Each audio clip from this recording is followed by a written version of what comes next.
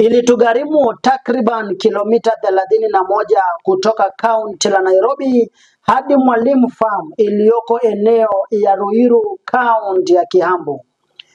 Eneo inajulikana na wengi ndiyo makazi ya wafungaji. Kwa umbali tunaona zizi la ng'ombe. Taratibu tunapata wamama wanakamua ng'ombe moja baada ya nyingine. Wafungaji wameigawa zizi mara tatu. Pande moja kubwa ni la ng'ombe,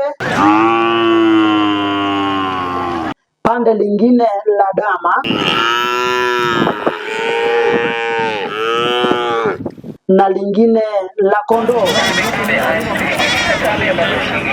Kando wamelitenga zizi wanayotumia kunyunyizia ng'ombe dawa.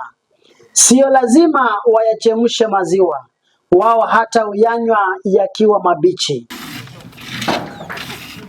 Wakimaliza kukamua, vijana husika wanajikakamua kutoa ng'ombe kutoka kwa zizi hadi sehemu iliyotengwa ya kunyunyizia dawa ya kuua kupe. Wanazigawanya ng'ombe kwa vikundi kadhaa ili kuhakikisha kila ng'ombe limepata matunzo ya afya. Huyatumia pambu kuhakikisha kila ng'ombe limenyunyiziwa dawa vilivyo. Shughuli ya kunyunyizia dawa likikamilika, walishaji wamejigawanya kwa vikundi.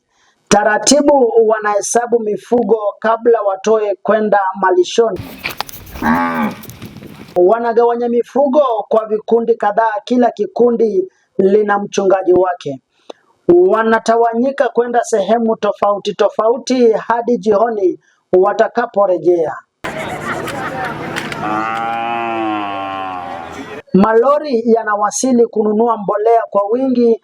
Vijana wanajikakamua kuzipokelea mbolea, kwani ni moja ya faida linalopatikana katika zizi hili. Nikiripotia nikiwa Mwalimu Farm iliyo eneo ya Ruiru, kaunti ya Kiambu, naitwa MC